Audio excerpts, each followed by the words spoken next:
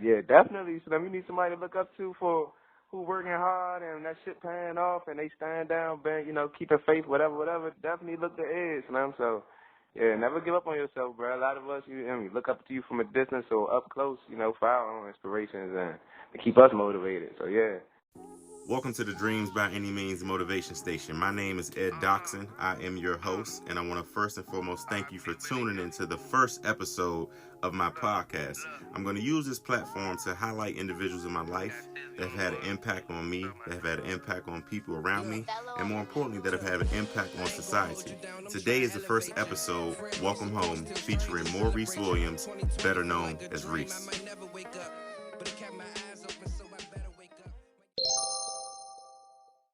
Reese, what's going on, bro? Hey, what's going on, man? How you feeling? Man, I'm good, bro, man. Always good to hear your voice. First and foremost, I want to welcome you to the show, and I want to thank you for being the first guest on the show, but I also want to thank you for giving me the idea of actually starting the show. I know we talked about, conducting an interview in regards to some things that we want to cover today, and, that kind of sparked in me the idea of really not only highlight you, but highlight you as well as other people in my life that have been influential and really have a story that represents what it means to accomplish your dreams by any means necessary. So welcome to the show. Thanks, man. No problem, man. No problem. It's an inspiration. Your motivation motivate me as well, man. All the time, man. Appreciate that, bro. Yeah, so I'll let you I'll start off, kind of introducing you, but I'll let you take the floor after and kind of share your story briefly, telling people, some things about yourself. For those that are listening, Reese and I met in college at Delaware State University, built a friendship there, and that friendship grew from Delaware State University to, what we always heard and what we're living in now, quote unquote, the real world. And, through the good, through the bad, and the ugly, we've been beside each other. We've had some good times, bad times, but more importantly, we've been able to learn from each other. So I'll let you take it from here, just, introducing yourself, telling people, where you're from, what you currently have going on, and whatever else you'd like to share. And we'll jump into the episode. All right. Well, my name Reese. I'm from West Philly, West Philadelphia. And I went to college in Del State. Was in college. As Ed, he said, we met in college. Beforehand, before college, I was pretty much in the streets and everything. I grew up with a loving mom, a good mom.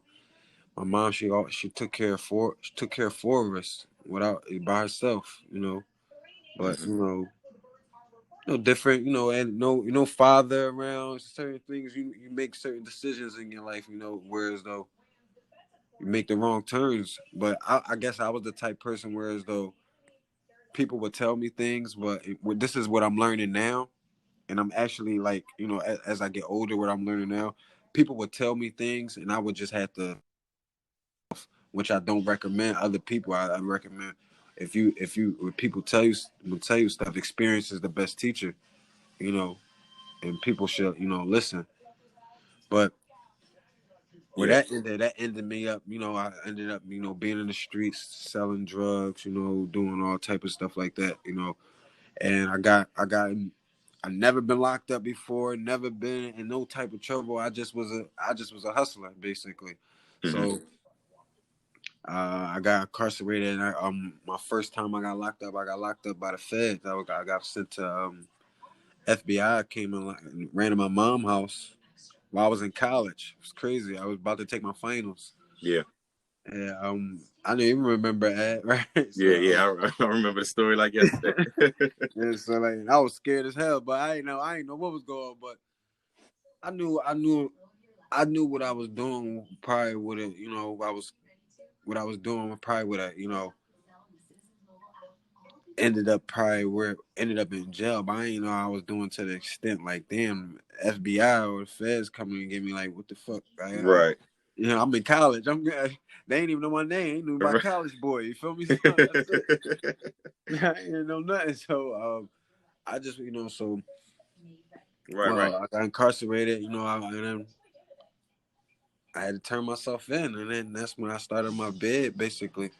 Yeah. I started doing time. So Yeah, and you know, it's something that you said that stuck out, you know, to me as far as like, you know, you saying not having your dad around and, you know, growing up in West Philly is similar to a Baltimore or DC or inner city where, you know, as Yeah. young black men, you know, if we don't have that guidance, we gotta go out and learn on our own. And sometimes we make mistakes. But, you know, something that's different from, you know, I think about my friends that grew up in my neighborhood and a typical story is, you know, a lot of people that get into the life of, you know, maybe selling drugs, just into the street life, they usually don't go away to college. Not saying that no one that, you know, sell drugs doesn't go to college, but you know, when we were growing up, we hear college sometimes as being that escape route, or you know, go to college and get a job, Yeah. or go to college how you get money. So I wanted to ask, you know, what what impact do you think, you know, college had on you as far as you going away and you know, as far as like still making those decisions of being in the streets? Because I guess I'd say, you know, before you went to college, you know, how long were you in the streets prior to getting to Dale State? Oh, so basically you're saying like what prompted me to go to college? You want to be honest? What prompted me to go to college? For Yeah. real? I'll be real. All right, listen.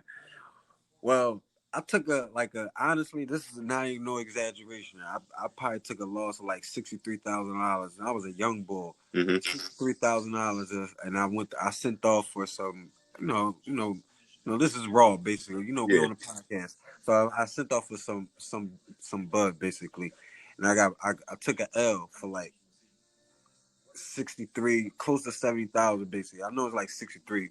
I remember that. So make a long story short, I just was on the tip like, man, I don't want to sit around. I don't. I mean, I graduated high school. I was like dibbling dabbling in community college, honestly. But I didn't want to sit around like, I didn't want to sit around because I would have probably been somebody's problem, honestly. Yeah. Even like lurking on niggas, robbing some. I'm like, you know what? I'm smart. I'm not no dumb nigga. So like, I'm gonna go to college basically and just figure this shit out and see if I can, go to college and still do my thing basically and just figure it out. Right. And that's what I did. Honestly, I actually only reason why I don't really I'm keeping it honest. I don't really like school, but I knew I'm smart. I'm not dumb. I'm not Yeah. a dumb guy. I can really I can I know how to I know school basically. But really, I went to college because I took an L for honestly. Yeah. Yeah. That's the real story.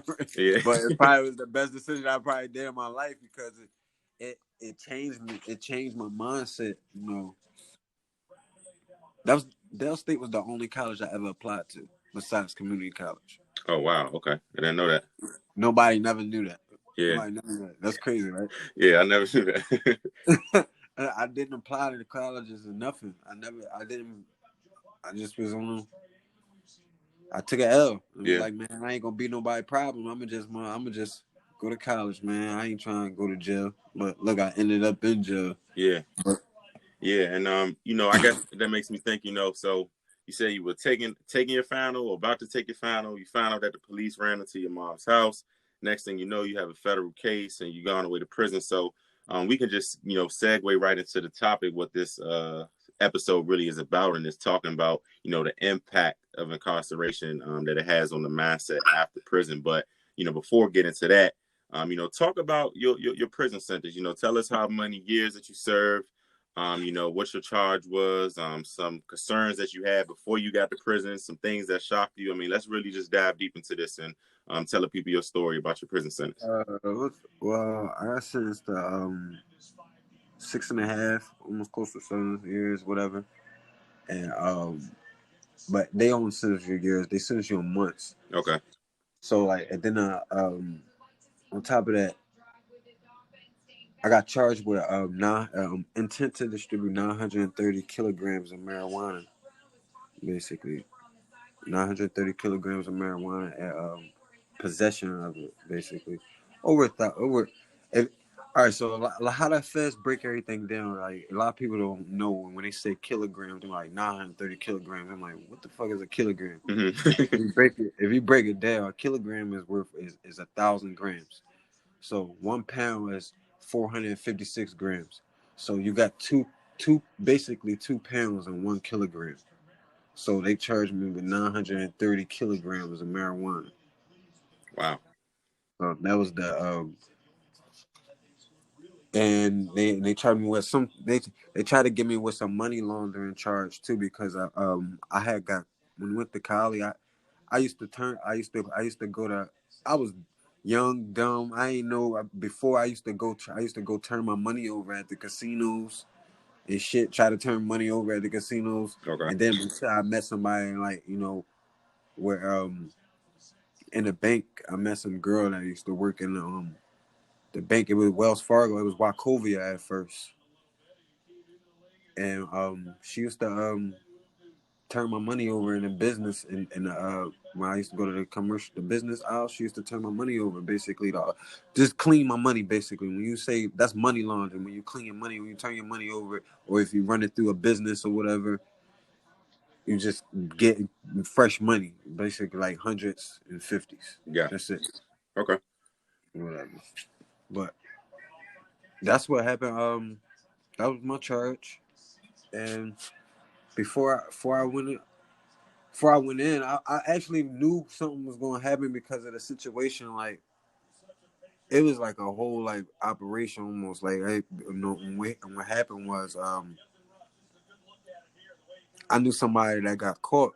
I heard one of my people, one of my co-defendants, called me and was like, "Yo, such and such was caught." Basically, this is when I was in college. Yeah. And I just knew, like, I just was like, "Damn, the feds." Like, FBI, because they locked him up at work, and he used to work for the airlines. Okay. So, and I just knew. I remember in college, it was like around, it was like close to December or whatever, and I just knew. And I'm like, man, shit, man. Like, I don't know. Like, I didn't know. I just knew something was gonna happen because, like, I remember going to California with this nigga. Basically, my case stemmed from California. I was going back and forth to California getting my drugs, basically. Okay. So, like, and bringing them in on a plane. So so I just knew he was gonna get, like, I just like, damn, fast got this nigga. I just knew something was gonna happen. I knew I was tired of some shit Yeah. because this was my man. I was kind of shook, and then fucking my co-defendant one who called me, my other one, that was my man too. He called me like, yo, they just grabbed such and such. I'm like, damn. So I swear, not like 2 days later, I never forget. And God forbid, the crazy thing, my mom had just was recovering from like a stroke or something. So my sister was like watching her, and I was in college. I had an apartment out in college or whatever. And so what happened was, I was in my phone was on a charger, and I was getting all these phone calls like 6 in the morning, 6 in the morning. Mm-hmm. All these phone calls from my mom, and I wasn't answering. This was like 2 days later after I found out they like locked up my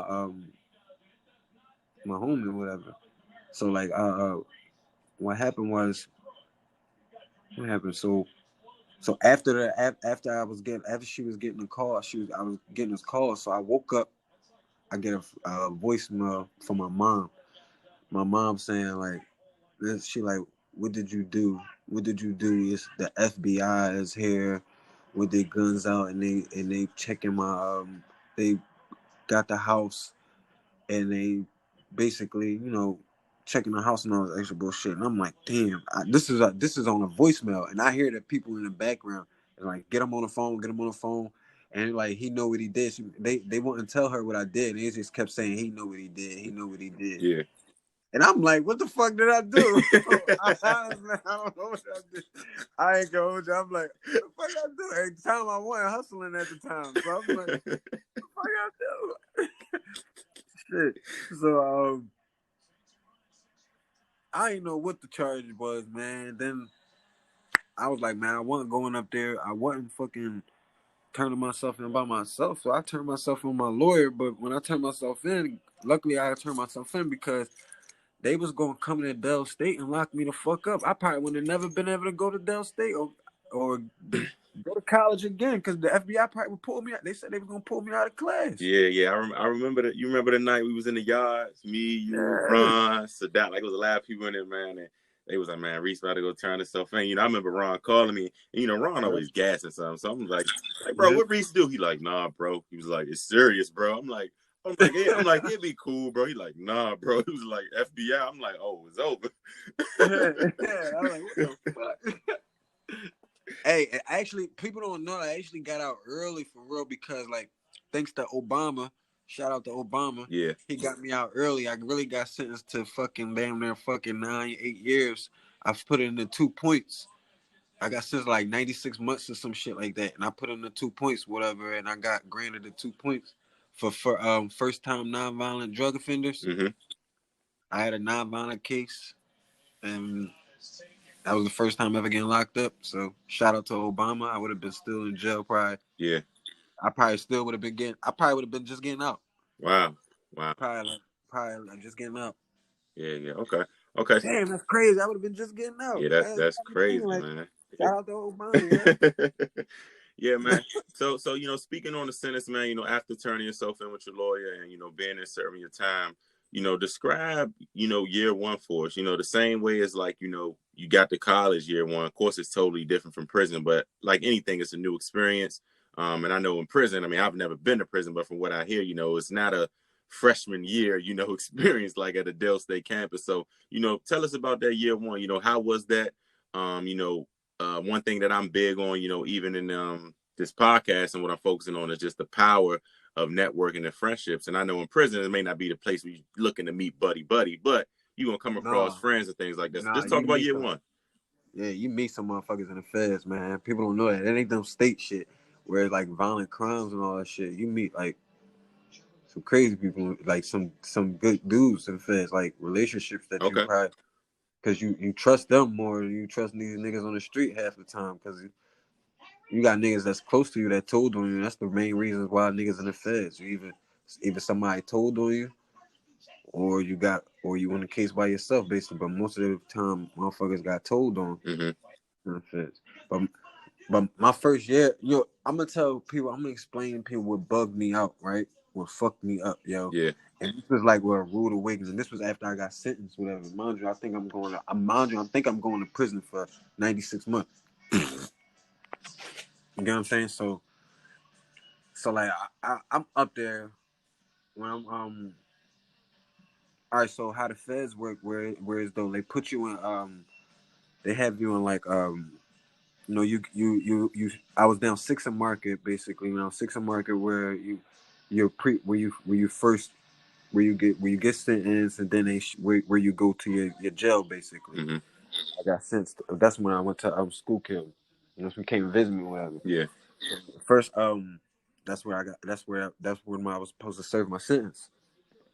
So what happened was that they shackle you, man. It's fucking crazy, man. It bugged me out, man. All right, they shackle you, on your from your wrist, and it's a long chain that's connected from your wrist all the way down to your ankles. You feel me? Wow. So you're shackled. This is what bugged me out.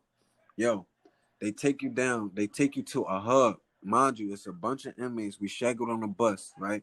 They take you to like an air hub, where where the airplanes is at. Yeah. They take you to an air hub, whatever. So, bro, the bus I'm on got at least about 30 inmates on the bus, or 20 something, probably 30, 40, maybe more inmates than that. Yo, so like, mind you, is one bus next to that, a bus next to that, a bus next to that, bus next to that, a bus next to that, full of inmates, bro. You feel me? And maybe like 2 vans. Yeah. This is what bugged me out, bro. This was fucking me up. And we was waiting for a plane to come in. We was waiting for a plane to come in with more inmates on it. Okay. This is at Harrisburg. I don't know where the fuck I was at in Harrisburg, but I know I was in Harrisburg because I read the signs. Yo, the guards, there was U.S. Marshals that was transporting everybody. Bro, they was fucking white hillbillies with fucking thick mustaches, with fucking machine guns and shotguns, transporting black and Hispanic people, bro. The shit, and all of us was fucking shackled from our wrists to our ankles. It was like mind-boggling, bro. If you just would have seen the whole, if nobody would never, if I don't know what people's mindset is at, but like it was almost like a rude awakening. Like, yo, this shit is like modern day fucking slavery. But what they was doing, they was trading inmates. to different fucking buses. That's what fucked me up. Sheesh. Yeah, that's crazy. So basically, so what he was doing, they would call my name, William 666884606. I remember that shit like it was. That's my inmate number. Mm-hmm. That was the inmate. They'll call my name, they'll call out your inmate number, and then you will fucking go to another bus. They just trading inmates to different buses, or you will go on the plane. It was like modern day slavery, bro. Like all of it was shagging, but black and Hispanic people. You got some white motherfuckers. You got white motherfuckers in the feds, but majority of the people was black and Hispanic, bro. Yeah. And they was just, and you got fucking hillbillies with fucking shotguns and fucking and machine guns just trading people off, bro. It's what they say there, modern day slavery, man. Yo, I can literally probably write a book about my whole sentence in the feds from that time. I should have actually Mm-hmm. from that time when I first went to my whole sentence, like the people you meet in the prison and all that. But what they sent me to was when they was trading me off, trading people off. They sent me to Schuylkill. Yeah. Hey, can you turn the TV down a little bit, bro? I can hear it. Yeah, my bad. Yeah, they sent me to Schuylkill or whatever. And when I was in Schuylkill, then when they sent me there, I'll never forget. I had a motherfucker. My first they sent me to I was my cellmate, my cellie. That nigga, his name was fucking Holiday. Yeah. That that nigga was big as shit. Remember I told you about that Yeah. nigga? That's my fucking my celly. That nigga was big, dark, black motherfucking bald head, looking like Damon. I'm like, what the fuck? Why would they put me in a cell with this nigga? Like, yeah, get on top, basically. But basically, what they do in the feds, yo, it's so political. The shit not like the state. So it's so political in the feds, man. You gotta Philly be with Philly, DC be with DC, New York be with New York. Yeah. It's politics like that, and I had to learn that, and I shout out to Holiday. He motherfucking put me in detour. Basically, was when you gotta show your paperwork. Yeah. You feel me? So if you ain't got no paperwork, then you ain't gonna have your city to back you. Basically, Mm-hmm. And what I mean by that, you gotta show your paperwork and see if you're a fucking rat or not. Basically, if you told on somebody. And niggas cause so many people don't told on people in the feds. The feds, they crafty, you feel me? So they got a 98% conviction rate. Right. So they tell them motherfuckers, you feel me? People be telling on people, and people, don't nobody want to be around no rat if you in jail. Yeah. You feel me? Because people be doing this. So they act niggas ask for your paperwork, all type of stuff. If you gonna chill with people, you gonna walk the track with your man, they want to see your paperwork. Yeah, and it's this is the second time we hearing that story. Like I said, I never had a personal experience, but T.I. had stated that people kept calling T.I. rat, and he kind of said, everybody know when you get to the feds, he said it's a paperwork party. He said you got to show your paperwork. He was sometimes they be doing that, bruh. If you can't even sit in the fucking TV on some real shit, be on in a TV room in the feds, it's so political. New York got seats. Philly got seats. All that. New York got their own TV. Philly, DC may got their own TV. The Spanish may got their own TV, bro.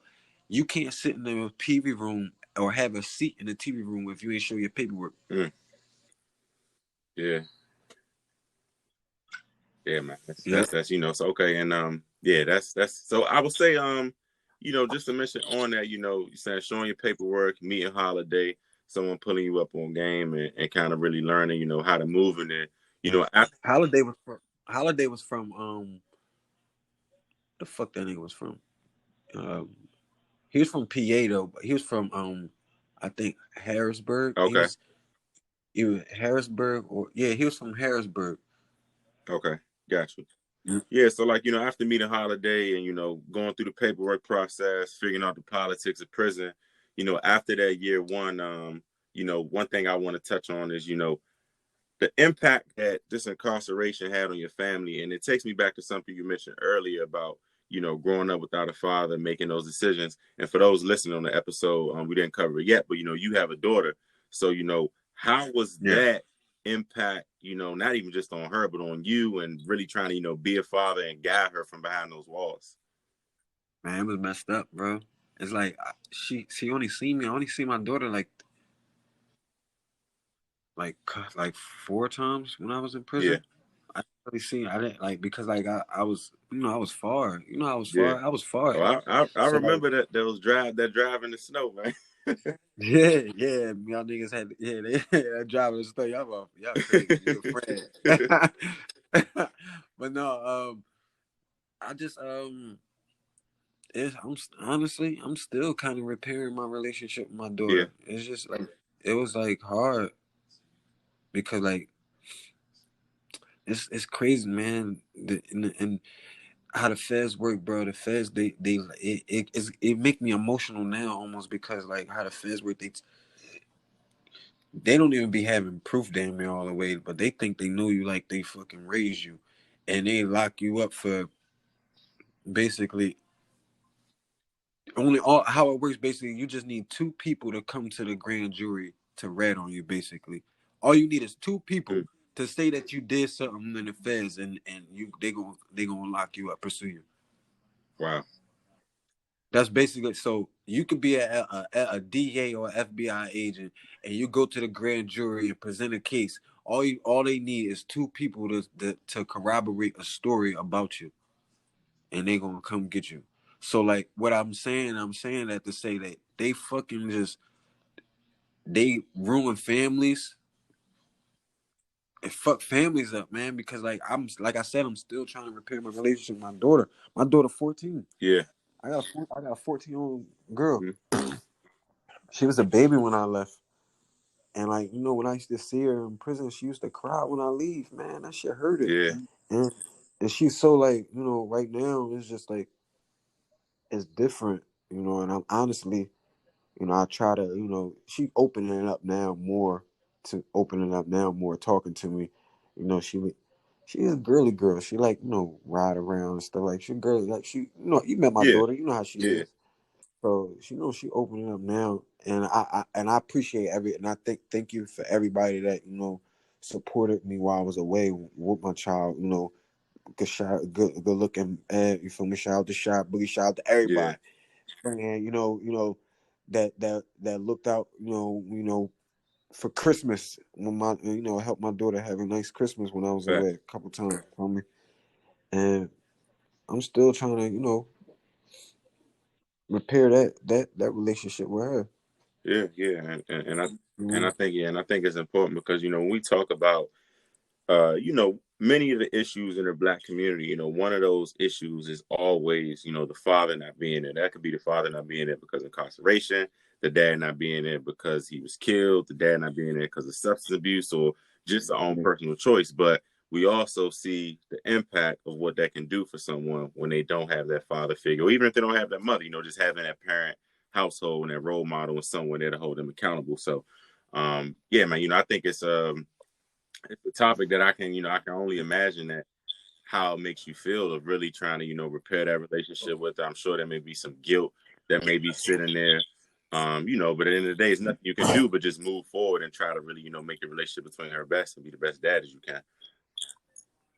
Mm-hmm. Yeah. And It's, go ahead. it's kind of rough with that situation. That's my baby. I love my daughter to Yeah. death. And when you That's my went in, how old was she? shit. I don't even remember. What she was like 5? What? So wait, hold on.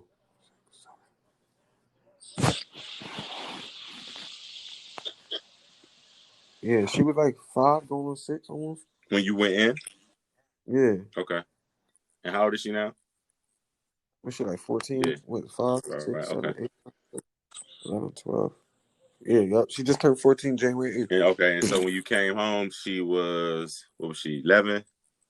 Yeah, she had a period and everything, Oh, man. Fuck me up, bro. I know you was going crazy, man. Yeah, I found out she had, a lot of people don't know this. I ain't had my phone. I ain't had no phone in prison for 2 years. and I ain't had no visit. I ain't had no visits for a year and a half. Yeah.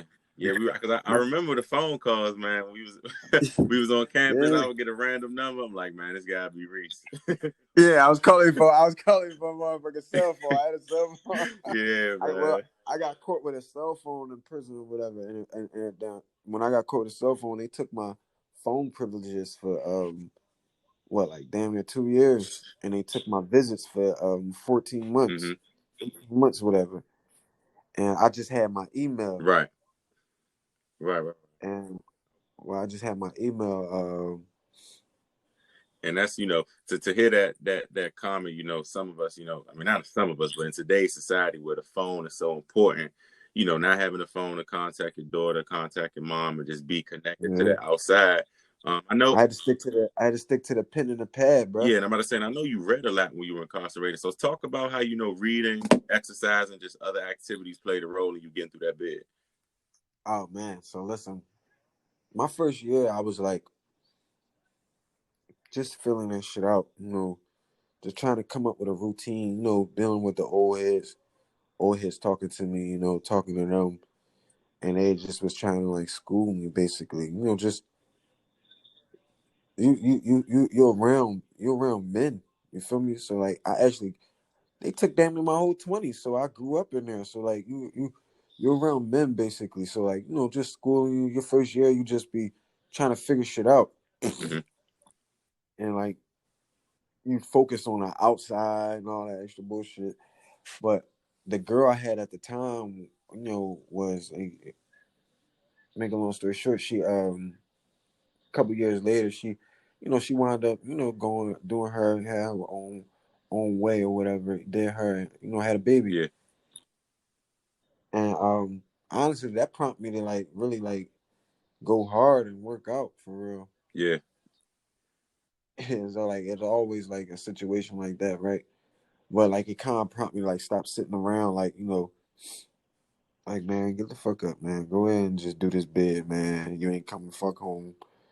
Get a routine, go and work out, bro. You ain't coming home on time Yeah. soon. So motherfucker, just go ahead. So that took a lot of stress off me. I used to just run. I used to run. And I got in like in a lot of the in the feds, a lot of the places they don't have no weights. So like I got into calisthenics. Yeah.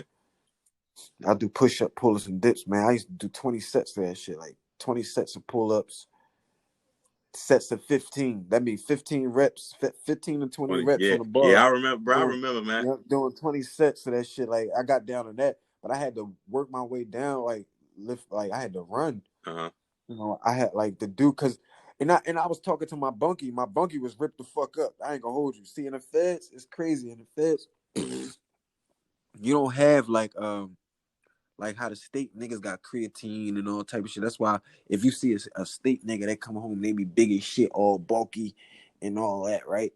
But if you see a nigga that come home from the feds, they be ripped the fuck up, Yeah. right? Because all that shit be natural. All we got is tuna, fish, and chicken. You feel me? And working out. We ain't got no motherfucker. All that shit from the muscle. I know the guards probably be like, man, how the fuck these black motherfuckers be getting shit like that?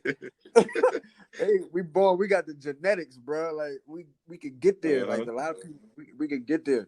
So like from nothing, no supplements, no fucking help or Just nothing, all just body work. all body work, bro. To get you this shit from the ground up. Mm-hmm. And I was telling people, like, I mean, so like I used to, my bunkie was, he was fat as shit. That nigga was fat. Yeah. But when I seen him, that nigga ripped the fuck up. Big black motherfucker ripped the fuck up. Looked like motherfucking Damon off of Friday. I swear to God. On everything. So like, yo, he told me how he got right. So what he did, he was saying like, yo, he just broke his body down. What he did was he broke his body down, and he said break his body. My bunkie was the one that like basically told me. He said like break your body down and then you start from there. He didn't really tell me how to work out, none of that shit. He just was like, break your body down, start from there. Yeah. It was one nigga, only one dude. And so that's what I did. I used to hit the track. I used to run, just run, bro. I got addicted to running. And then I met this one old head. He was from New York. His name was Bay. Okay. Shout out to Bay, man. Like, he a good old head, man. He a Mayo. He from New York. Good dude. Good dude, man. I met him. He was into like the push up, pull ups, and dips. Like, that's all New York niggas do for real. They into that calisthenic shit. And he put me on it. And honestly, like, he got me into like I fell in love. Honestly, I fell in love with jumping rope. Okay. A lot of people don't know that. I fell in love with jumping rope. I'm like, I ain't boasting or bragging or nothing, but I'm nasty with the rope, man. I I'm real got good with one that. of my bros, TB, man. I don't know. He might could give you some gold, bro. He might could, but I ain't going. I ain't standing. But I'm nice with this rope, man. I'm real good with this joint, Like man. Floyd. Real good. Like, I'm really good with this rope. Like, put it behind the back, under the leg, all that. Like, I be dancing to the music. Yeah. So like, he put me detour. Like, he really put me on a rope. So with the rope, like, I was telling my boy, I was telling you the other day, like, rope, you build lean muscle and you burn fat at the same time. Right. So like, when I got into the rope, I had to learn. When I first started jumping rope, my shins started hurting. But the rope was an outlet. Rope and running was an outlet to get, my baby mom, not my baby mom, my fucking The X. my ex, Yeah. off my mind, basically. Yeah. Yeah, and I just fell in love with it, and I fell in love with working out, and I fell in love with all that. And the old head from New York, he used to do a lot of push-up, pull-ups, and dips. So we used to go out there early in the morning, 6 o'clock in the morning, push-up, pull-ups, and dips every day. I ain't touch no weights. I ain't fuck with weights. Yeah.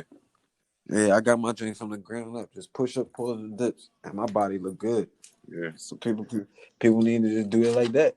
Yeah. And a lot of people say that, they say that's the best way to get in shape is really just doing that body work. You know why I say that's the best way to get in shape? I feel like if you're gonna master working out, master your body weight first. Mm-hmm. You feel me? If you can master your body weight, bro, and knock out 20, 30 pull-ups on the pull-up bar or 50 push-ups your body weight, then you can fuck with iron. Yeah, man. You can fuck with weight.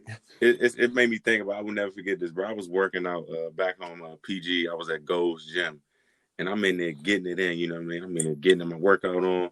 And this dude came over to me, and I could tell, I ain't gonna say I could tell, but I think he had to be went to the feds before, because he came over to me. He seen me lifting the weights. He seen me doing the leg thing. He said, "Hey, young, let me tell you something." He said, "All you need, pull up, push up, sit ups, and jumping jack." He said, all that weight stuff, 250. He said, "I'm telling you." He said, "Look at me." He said, "That's all I do." He said, "I come in here, I don't use no weights." He said, "I'm just using my body." I will never forget that conversation. Hey, I was just at the gym the other day. You want to hear some crazy? I was at the gym the other day, bro. Everybody all in. You know how you got some parts in the gym where you got the cables and you got the meat heads all with the free weights and all that. I was at the gym the other day, man. Everybody was doing all that shit. You know where I was at? Right on that pull-up bar where nobody was at.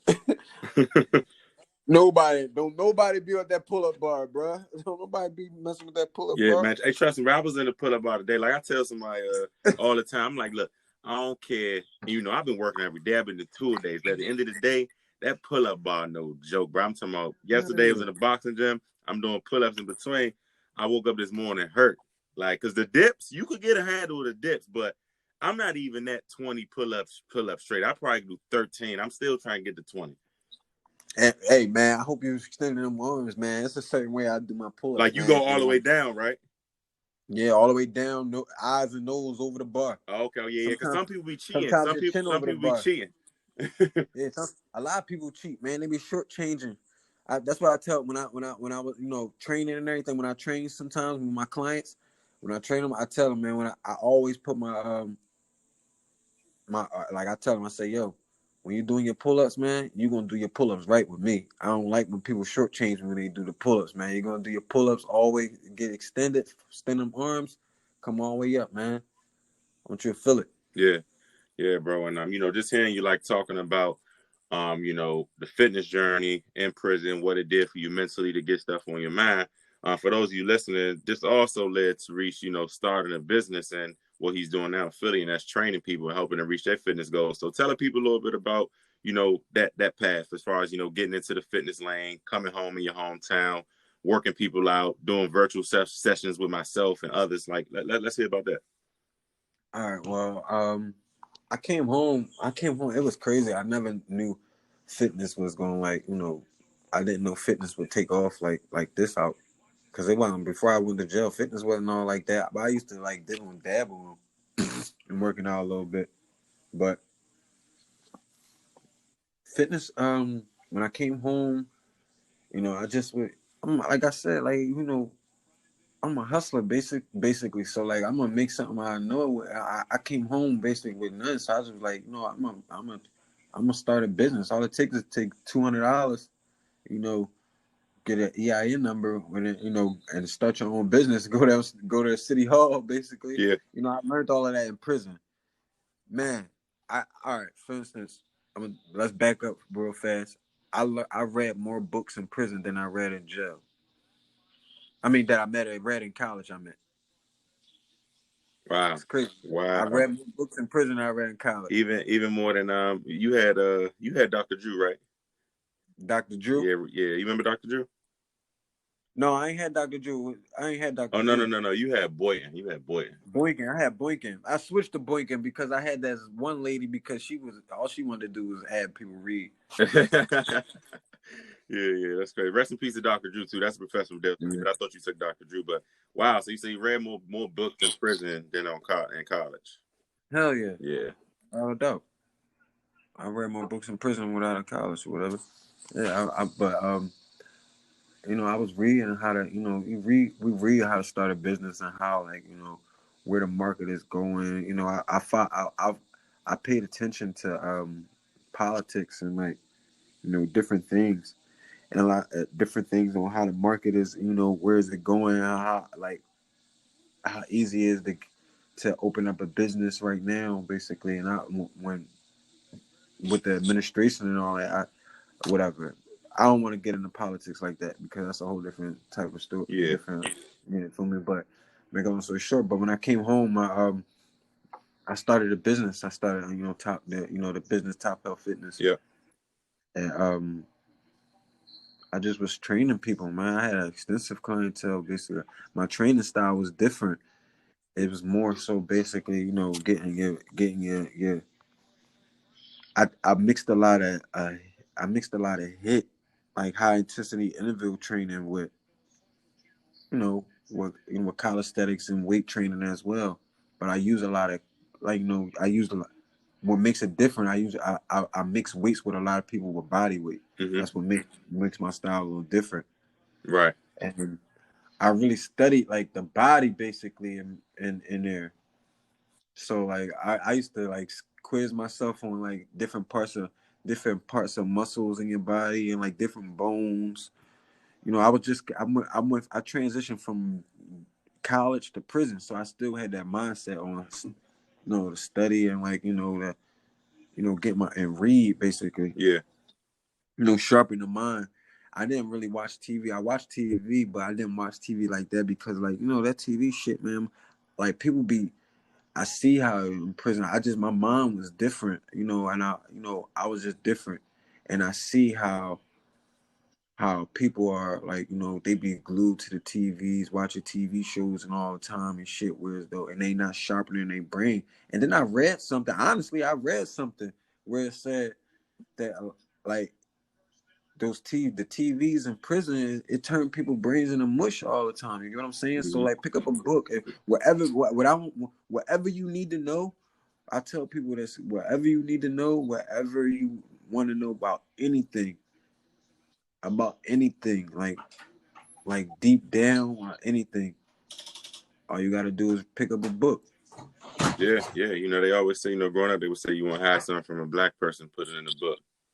That's crazy, right? Yeah. That's some truth. And it's a lot. Like even me, I've gotten better at reading, like, just recently. I would say, like, over the last 2-3 years, I've been like, let me read some stuff some more, like just getting into stuff. Because especially now with everything is technology, you can go to YouTube and watch it. You got the audio book, but the audio book is different from actually reading. Like, you kind of taking it in a different way. It's like somebody talking to you. But when you're reading a book, you're able to kind of visualize it and you kind of put it into your own words in your own mind.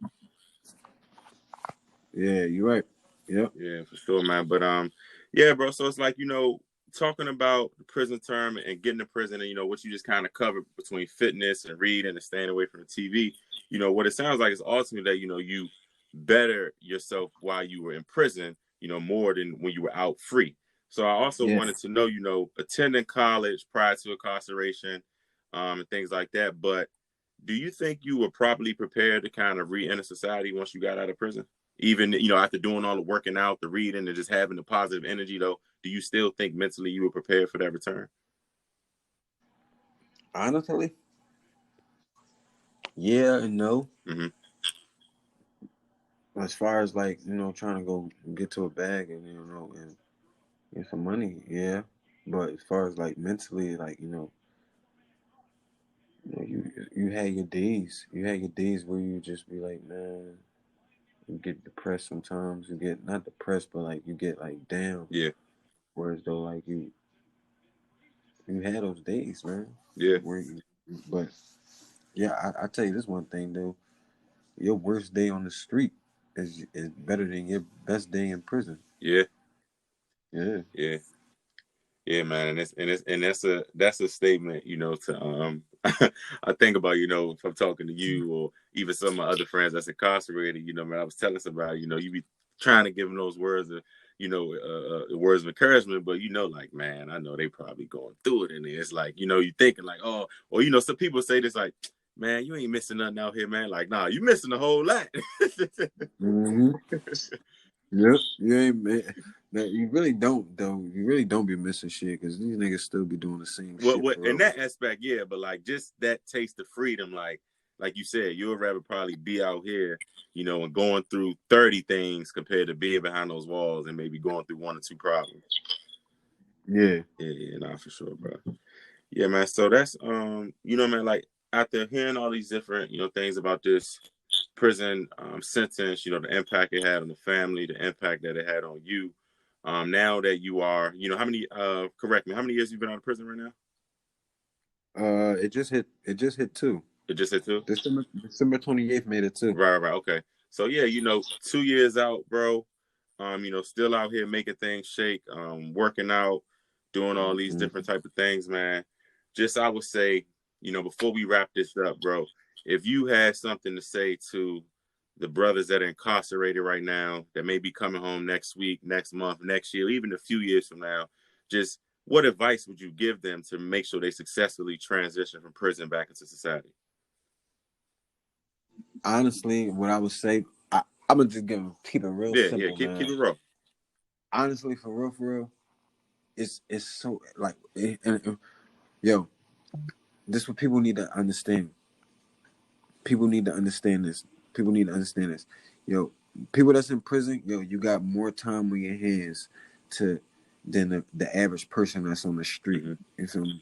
When I say that, you mean you got more time on your hands than the average person on the street. That means you need to utilize that time.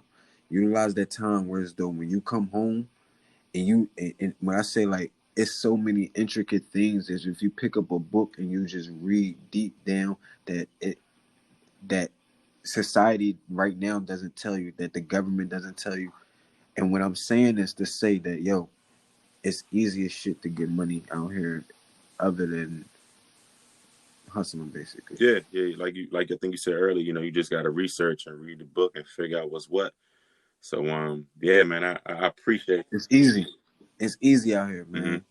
Mm-hmm. It's easy ways.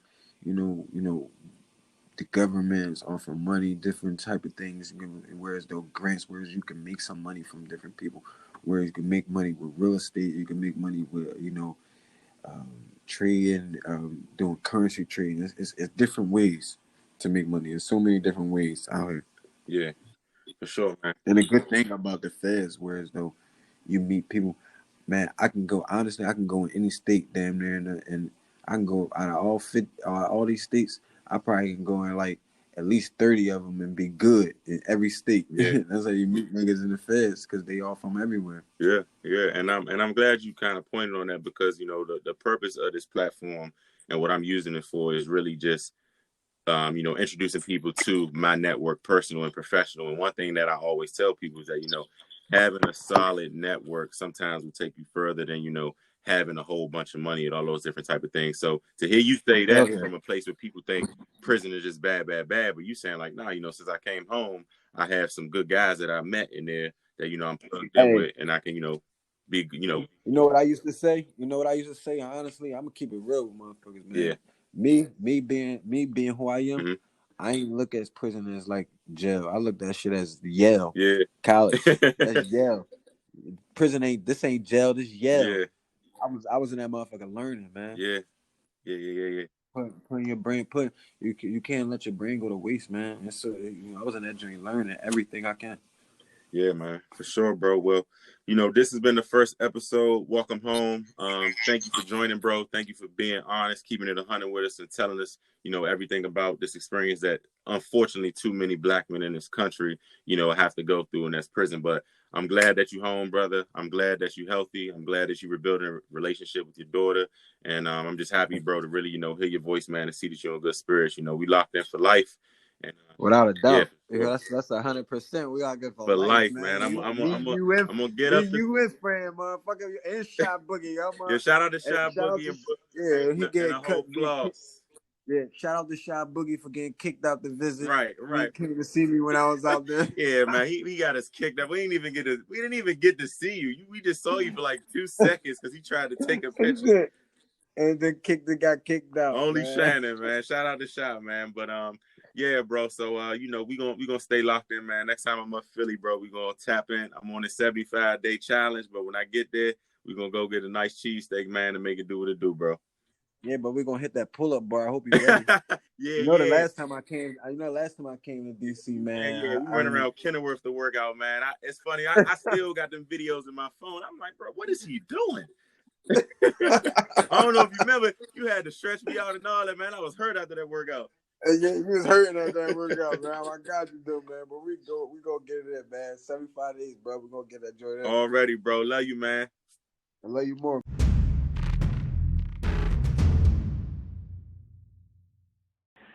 Keep making them connections, doing your thing, bro. For real. Like, you really be taking advantage of every opportunity, bro. You leading the way and sending past these young niggas coming up. Let them know you don't got to be a product of your environment. You feel me? Make your environment a product of you. So keep grinding, bro.